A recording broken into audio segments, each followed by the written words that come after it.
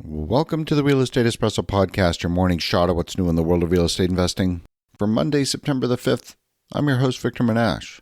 On today's show, we're taking a look at the global energy situation, trying to make sense of what it means for Europe, for inflation in Europe, and how governments are going to respond. We're going to look at 4 different countries in Europe and observe vastly different responses to the energy crisis. We're going to look at the UK, France, Italy, and Germany. It's no secret that Germany gets about half of its natural gas from Russia via the Nord Stream pipeline. Somehow, Germany's managed to fill its winter stockpile of natural gas reserves to 85% of capacity. This is impressive considering the pipeline was running at 40% for much of this year, then 0, then 18%, and now 0 again for the foreseeable future. Germany's made the decision to retire its nuclear power plants after the Fukushima nuclear power plant was damaged in the earthquake of 2011, which resulted in a meltdown and the spillage of radioactive material into the Pacific Ocean, which continues to this day. Germany chose natural gas as the primary short-term replacement source for energy for its power plants.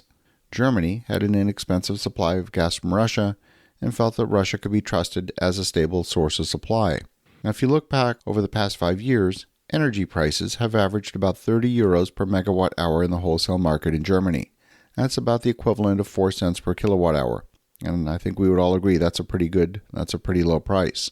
In this year, the same electricity prices have peaked at over 700 euros per megawatt hour before falling back to the current price of 417 euros per megawatt hour. That represents a 13 times multiple of energy prices and a 23 times multiple at the peak earlier this summer. Italy gets about half of its electricity from natural gas. At least Italy has some LNG import capacity, and they can source LNG from the US, from Canada, from Qatar. Energy prices in Italy are currently over 500 euros per megawatt hour. The Utility Commission that regulates electricity prices in the UK just approved an 80% increase for retail electricity prices effective in October. Many people will be facing a difficult choice between food or heat this winter.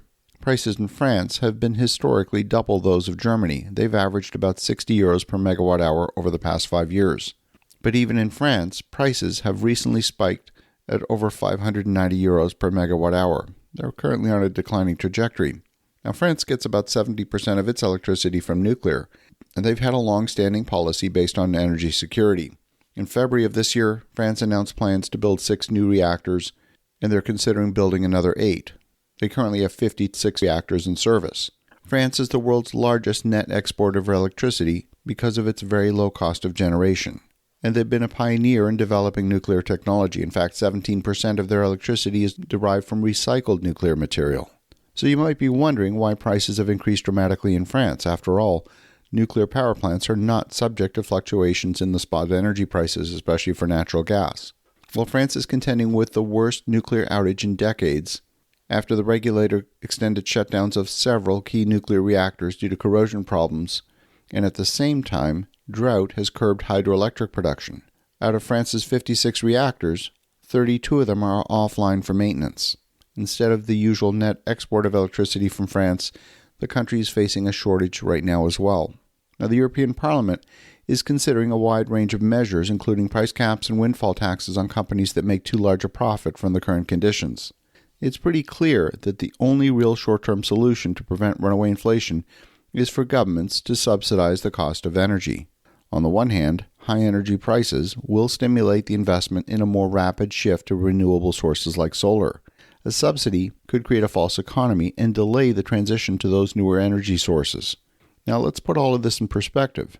A government handout to manage energy prices for the population at large would be the equivalent of a stimulus of about 10% of GDP for all of Europe. It's inconceivable to me that Europe will agree to that large a subsidy. So you got to put yourself in the shoes of the coffee shop owner in Milan or a small beachside cafe in Tuscany. You know your electricity prices are going way up. You don't know exactly how much yet, but it's going to be a lot. Will it be a factor of 10, or will they merely double? Are you going to wait until prices rise before you choose to increase the price of your pizza or a cappuccino? No, you're going to increase prices now.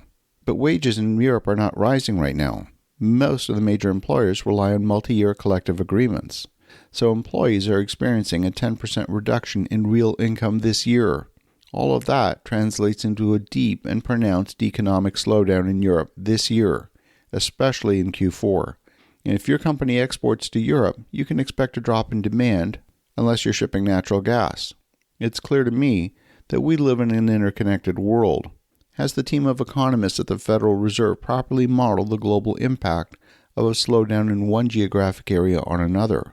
Will business defaults in Europe have a knock-on effect in the global financial markets? Well, we know the answer is yes, but we don't know the extent. I don't know if there's anyone on the planet right now who knows the answer to that question with any precision.